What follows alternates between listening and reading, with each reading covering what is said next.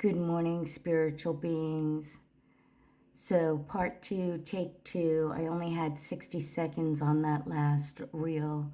So, I decided to come back and just finish up with what I was saying and give you maybe a recap. So, since May, I had struggled with some disappointments, some setbacks, what I thought were setbacks in my life, and the things that had happened to me. So, for a long time, I thought I had to let go of the cannabis. Everybody surrounding me told me the cannabis was no good. Da, da, da.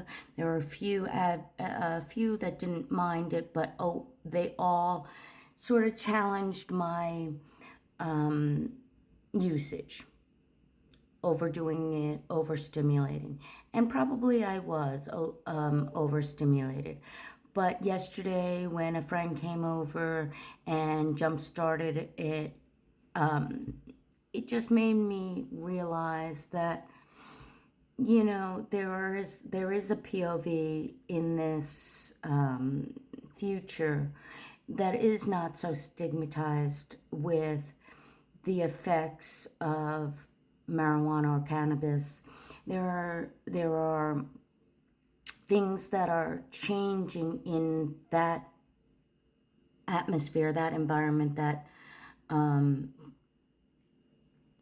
circle. Well, environment, I guess, is more what you would say. But, and that probably started in 2014 when the prohibition ended in Denver. Legally, I can't get that straight. Recreationally legalizing marijuana, and it opened the floodgates for the rec side of it, which made a compelling case, right? Because as we know, there are over 2 million deaths a year with alcohol versus 0 deaths with cannabis use ever. I mean, ever. Ever, ever, ever, ever, ever. So I just want to say that first and foremost. Secondly, I want to say that while I did use it recreationally, I used it also medically. It was one of the few things that I was always able to stand by, always able to get me out of a bad mood, regulate my nervous system, all kinds of stuff. There are so many medical benefits.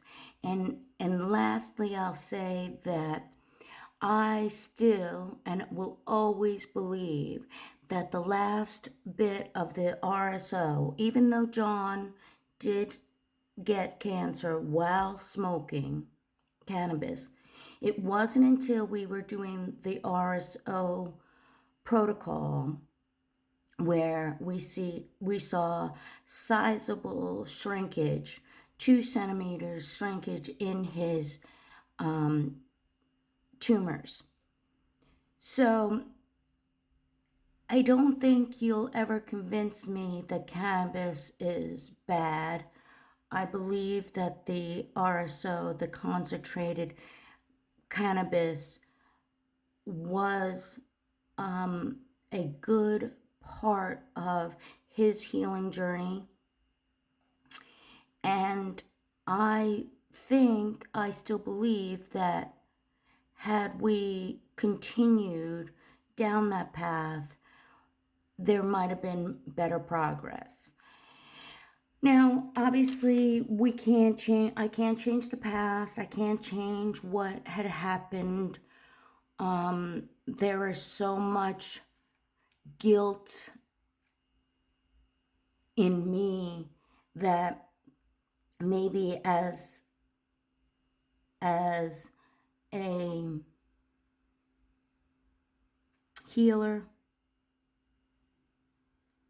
and that's not coming from me, that's coming from my spirit guide saying that my massage hands, my energy healing has relevance, has truth, if that's what you want to call it, has a place in this next step of my life, next step of where the country is going. And remember, I was told through the spiritual world, the spirit guides, that this was all going to happen. 2 years ago, I was in the midst of telling my Christian friends that the Christianic world will have some revelations, have some trials and tribulations to go through that will require healing from the mystics, the witches and warlocks that they are so against and so feel so demonically told that they were. And there is, well, I was just watching Erica's Instagram. There is, in fact, both good and evil on those, like the good and the bad, the white and the black magic, right? The white and the black. There is that dichotomy, or the polarity, as she called it. Anyway, that's where I'm at. I'm going to stop it here because it's getting long, but it's a good thing for my YouTube. I'll start to work on that better going forward. Thanks, and have a great day, everyone. Did you see my card pull? We've got energy, wisdom, and soul power, and I'll go into that in the next video. Thanks. Bye.